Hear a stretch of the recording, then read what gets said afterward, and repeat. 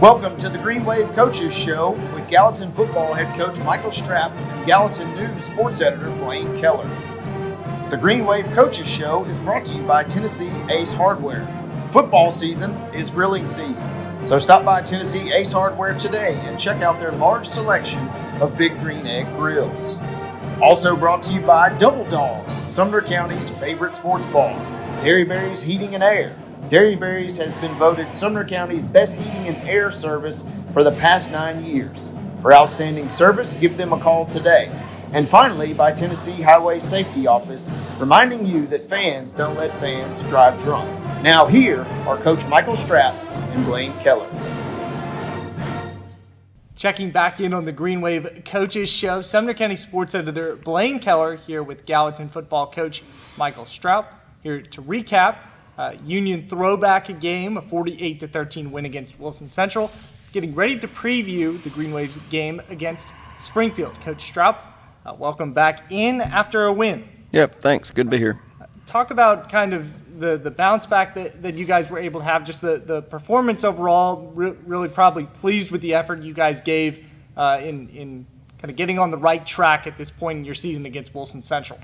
Yeah, anytime you can come out with a victory, it's good. Proud of the kids and fighting through it and finding a win. Of course, you go back and film, you watch it, and there's a lot of things we got to improve on, and we're working on those this week and try to get better. I talked to Jackson Stroup after the game and asked him this question: when you wear those Union uniforms for the first time and you put up a performance like that, maybe you want to wear them a little bit more. Jackson said, it's an important night, but we don't like that maroon in regards to Station Camp and the rival.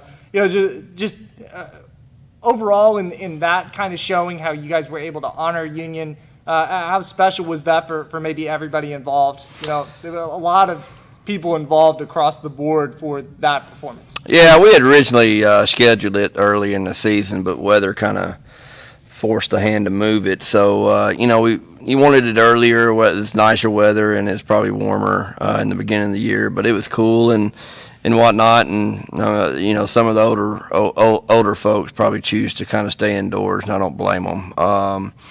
But, it's always good to go back and recognize the people that came before you and recognize that school and those athletes. Because it's been about 55 years since, any Union football team has been on a field anywhere. So, it was fun. Excited to do it moving forward. We talked about all of those festivities last week, but one omission to give from last week's show, I said that the Hall of Fame induction was going to be that night. I got my celebration scrambled up. That's going to be this Friday against Springfield, Gallatin's latest athletic Hall of Fame induction. Talking about some of the players from that 48-13 win, we'll start with Preston Mooney, who had an offensive touchdown and a defensive touchdown. Seems like throughout this season, Preston has made a lot of big plays for your team. Preston's coming along again. He's another one of those sophomores out there getting a start. But he's coming along, played defensively last week. Joshua Johnson had some teeth removed. And so, he didn't get to come back and probably till about Wednesday. So he had limited practice reps, JJ did. So, Preston got majority of those and did a good job filling in for Josh. And he's done some good things for us offensively as well. So, yeah, he got 2 scores on the night, one on a touchdown pass and one on a fumble recovery. Yeah, part of 3 takeaways for your defense and 2 defensive scores. The other one from Jason Morton, pick 6. And then on the next possession, sack of Wilson Central's quarterback. Almost blocked a punt on that series as well. Maybe his breakout game, so to speak? Probably, I guess. Who, Jason? Yeah. Yeah, Jason did a matter of fact, he got voted as player of the week for us. And Jason has come a long way. Again, another sophomore out there, and we think he's going to be a good one. Me and him's had a couple of talks this year, and just being consistent and effort at practice. But that comes with youth and learning how to practice and the expectations. And but he's going to be a good one. Do you expect him to stay at kind of that edge rusher defensive line spot? He kind of maybe size-wise looks more like a linebacker to this point. He can do both. He can be an edge guy. That's a new position that somebody created a couple years ago. So he could be one of those guys that can, come off the edge in a 2-point stance, or he can drop off in coverage. And offensively, he can play H-back and do some things for us there, and probably will get a lot more opportunity there as his career goes. So really good student in the classroom too, smart kid.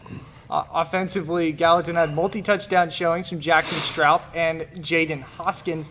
Wanted to ask a little bit about Jaden's performance. It seemed like offensively you guys were trying to get him involved in the passing game. Is that a new wrinkle you're trying to throw in there with him? Nah, he's always involved in the passing game. It's just, Jaden's usually about the third check down. So, if we get to the point where, we don't have the first or the second read, then he gets the ball. But, most of the time Jack can get that thing out and get it read before we have to get it out to Jaden. Well, what makes him a threat, to where you could make him one of those check downs in the passing game? Well, he's just athletic, and he can catch the football, and he can make things happen in space. So it's just another dynamic for us offensively for him. Offensively, at that running back room, you had Cage Johnson take a lot of snaps in the early part of the year. Nehemiah Dawson also a part of that rushing attack.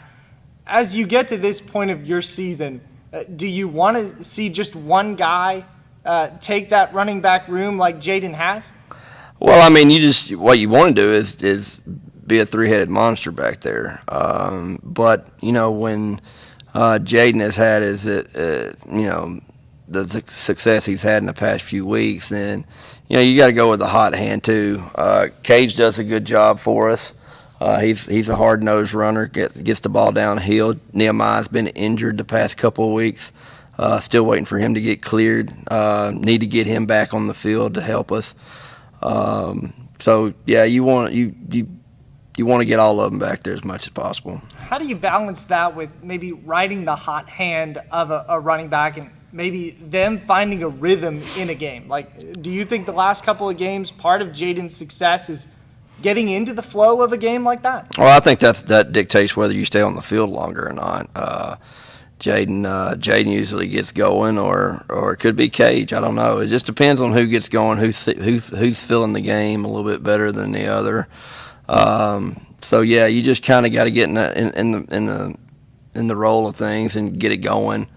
And Jaden has been able to do that for us the past few outings. How do you like the progression of your rushing attack as this season has gone on? I prefer it to be a little bit better, but it's a number of factors. It's up front we've struggled with assignments and doing things, staying on blocks. I want that offensive line to. They need to have a little. If you play offensive line, you got to have a little nastiness in you, and you got to be able to, stink up the room a little bit. So right now we just, I told him early in the year, we just got some nice kids up there, and I'd rather have kids that, they want to make the, whoever they're blocking, they want to make their parents cry. And make them kind of question the why are we playing football? So, that's where I want to get the mentality to. And so, right now we got some really good kids up there, and there's nothing wrong with having really good kids. You just want them to be nasty. I want them to. I want people to fear them. Well, in a win-or-go-home game on Friday, in essence, you have to assume 48-13 decision maybe grew a little bit of that in your team. Big win for Gallatin and big night for Union, the alumni, as part of that throwback game. Once we come back here on the Green Wave Coaches Show, we'll take a look at this week's game, a rivalry renewed against Springfield High School. Stay tuned. Football season is grilling season. The Big Green Egg is the perfect grill for everyone, from the backyard cook to the world's most acclaimed chefs. Stop at Tennessee Ace Hardware today and check out our large selection of Big Green Egg grills. It's the perfect grill for any grilling need.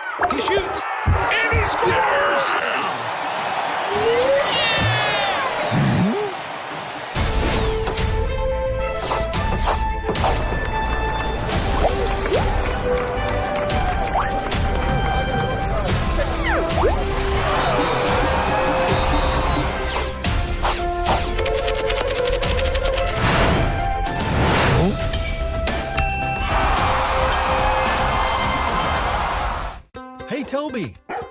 Toby knows comfort, whether day or night. Through the highs and the lows, Toby knows. You've put it off long enough. That old system is just out with the old, in with the new. We'll make it worthwhile all the way through. Derryberry is your local independent train dealer. It's hard to stop a train. Visit DerryberryAC.com today and schedule a visit.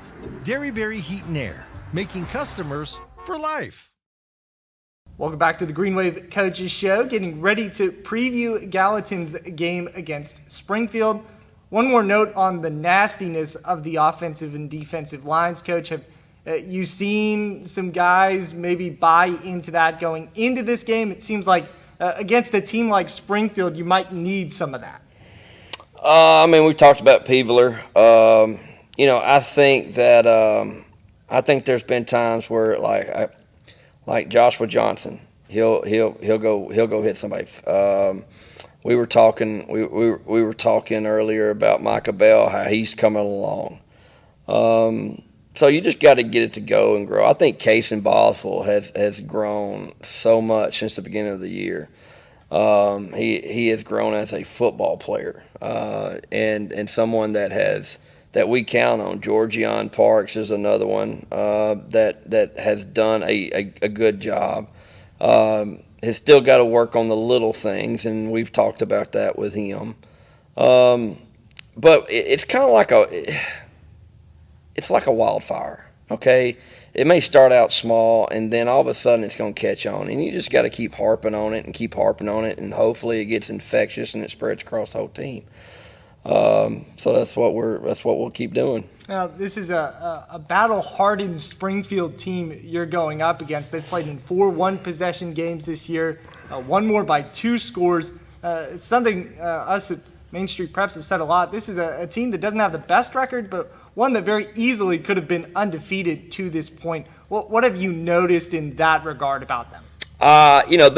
They play hard. Kids play hard, and they play assignment football, and they get after it. And they've played some really good football teams to be where they're at. Coach Wilson does a tremendous job over there. I have a ton of respect for him for the short time that I've known him. Real stand-up guy. Has been willing to help me out as much as he can about the area. But just a really good guy, and he does a really good job with his program. He's been there, I think, 14, 15 years, maybe 13. Yeah. I don't know. But he's been there a long time, so he's got it established. That the kids know what to expect, and so you can see it paying off. Coach Wilson just picked up his 100th win at Springfield this past week. What have those conversations kind of been like with him and maybe acclimating you to the area? He just, when I got here last year and he called and welcomed me to the area and kind of gave me a little rundown on the history of the program with Springfield and Gallatin. But, just philosophy-wise, me and him we're on the same page as far as, what we want to do with both of our programs. And it's refreshing to talk to those guys. Defensively, for Springfield might be a bit of a matchup to watch. A couple of skilled defensive backs for the Yellow Jackets. They've got 4 senior linebackers. How could you guys maybe attack that and come out on top against them? Well, they're experienced around the box. A lot of those kids started for them last year.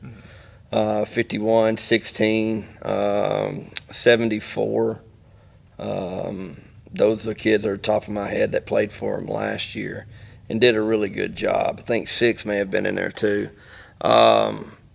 But you've got 82 who played back in there as well last year. He was a sophomore. I think he's a junior this year. And then you got number 1 back there, who is they're 82 and 1 are both Cobbins kids, and they're a mainstay over in Springfield. So they get after it. They do a really good job of reading their keys, and they do a really good job of playing assignment football. They get after it. They do a lot of movement and I won't say they blitz, but they're kind of like auto blitzes. So we've got to do a good job picking that up and do a really good job of just staying with it. You mentioned the Cobbins, one of which newcomer Jermaine, freshman this year.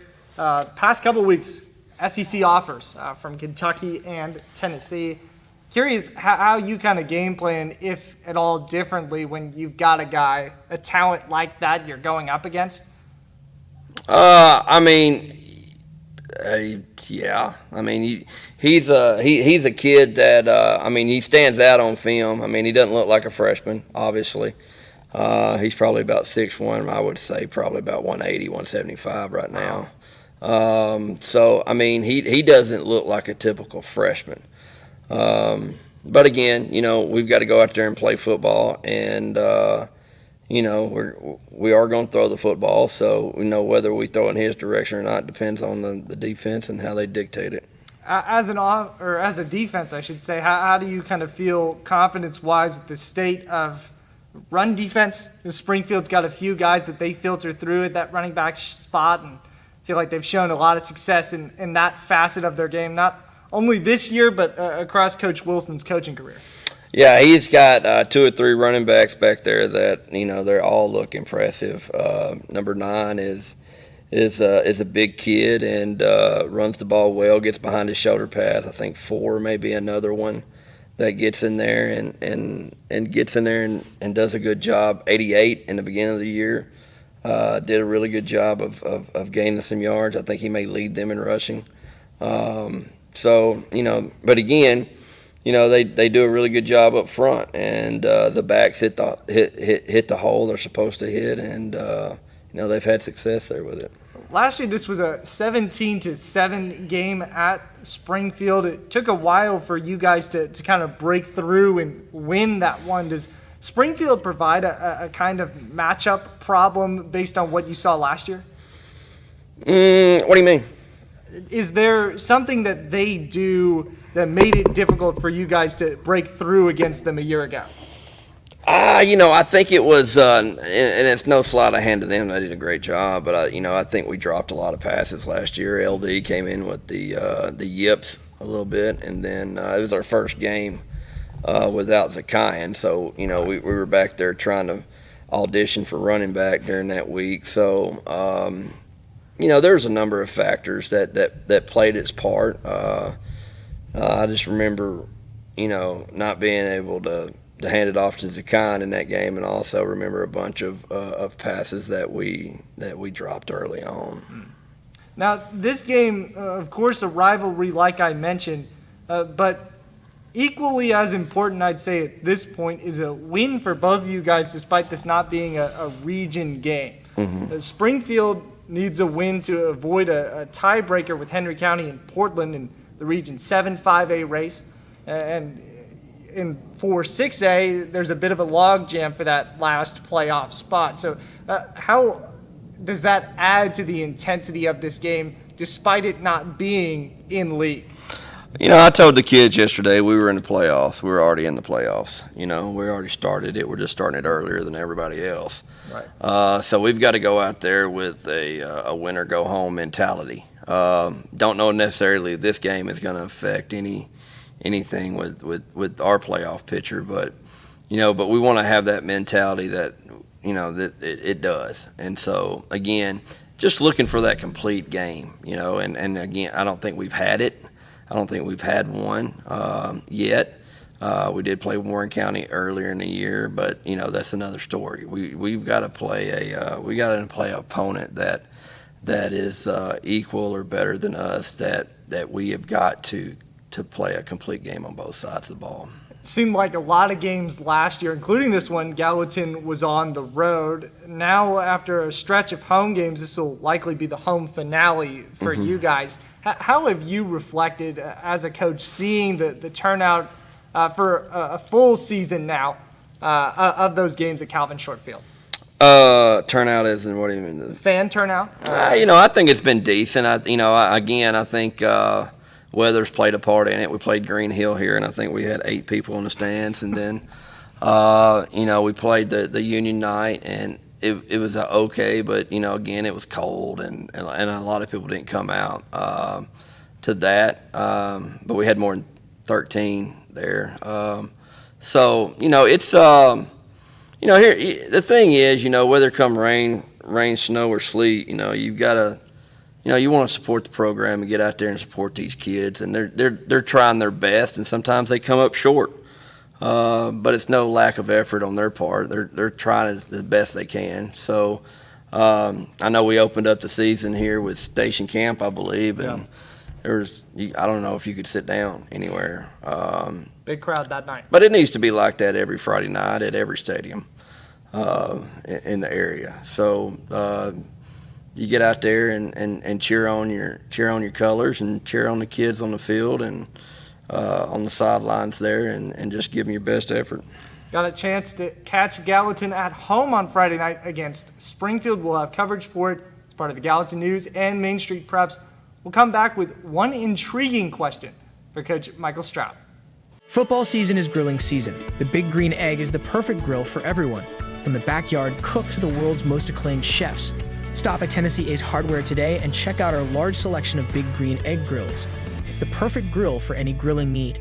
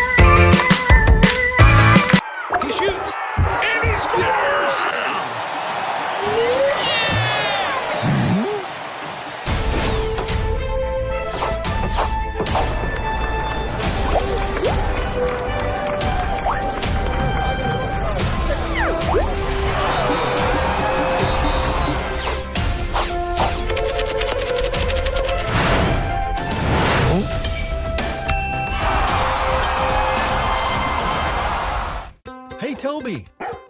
Toby knows comfort, whether day or night. Through the highs and the lows, Toby knows.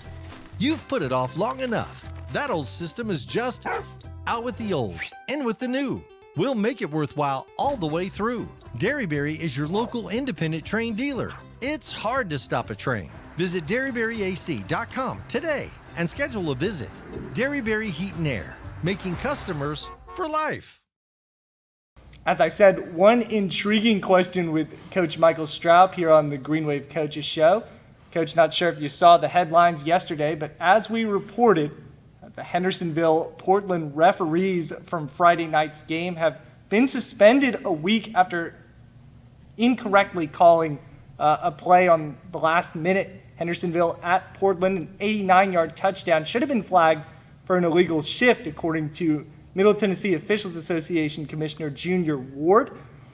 Coach, do you feel that that's fair, holding referees in check that way to give them a suspension after a play like that? Well, I don't know if it's a suspension thing because you're talking about money being pulled out of pockets, but I do think being held accountable is a big thing, especially in the state of Tennessee. And what strikes me with that whole thing is that their association suspended them, not the TWAA. Yeah. I've always been in favor of an evaluation process for officials by high school coaches, all right, the head coaches. We had it in Mississippi when I was down there, and I don't know if it's nothing but feedback. And you know, as long as we have supervisors that are the only ones doing the evaluations, is it a fair evaluation? We had situations this past Friday night, and we won the game. That there were illegal shifts, receivers being covered up, players lining up off sides. That I'm having a conversation with the official on our sideline, and there's no response. I might as well be talking to myself, and I probably was. But there's no response. But they know the sideline rule. They know that rule. They throw that flag a lot. But they're not very consistent with the other ones, like a legal procedure or face mask, or it's frustrating. It's frustrating for high school coaches and players. But we're all there for the same reason, right? But I think I think that being accountable is a good thing. But also think an evaluation process for officials, and it's not a witch hunt. It's not a witch hunt because those guys they have a hard job. Sure. They have a hard job to do. I umpired baseball for 15 years. All right, it's a hard job because you got to make a call, you got to stand by it, and whatnot. So, but there does need to be some type of better supervision of it. Now, to my understanding, Portland's coach, Hunter Hicks, sent in the game film to Junior Ward, who reviewed the play via huddle and sent the letter back saying, yes, we missed this call. Mm-hmm. Can you recall a time in your career where you've sent in a play to be reviewed by officials? Yeah, we 2020, maybe 21. We played Jackson Christian at home. It was a COVID game for me. I couldn't participate in the game. I had another player that was out. We were supposed to win the game. Matter of fact, we won it pretty handily every year, but that one. And we had officials during that game that were just misspotting the ball. They gave the other team 4 timeouts in the second half, which led to one of the timeouts led to a last-second field goal that beat us by 1. So there were some clips that I pulled out and sent in.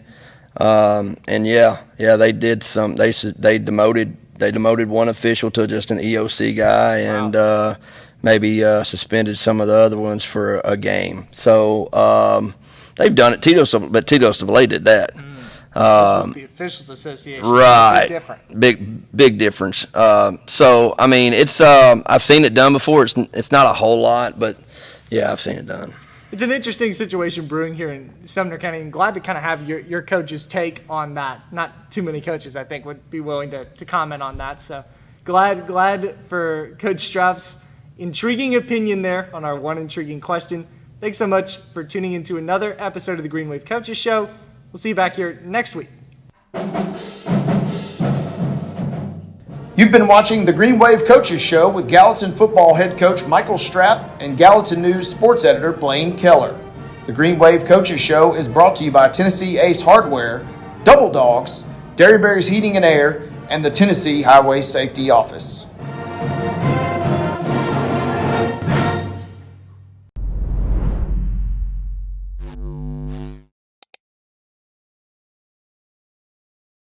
Football season is grilling season. The Big Green Egg is the perfect grill for everyone. From the backyard cook to the world's most acclaimed chefs. Stop at Tennessee Ace Hardware today and check out our large selection of Big Green Egg grills. It's the perfect grill for any grilling need.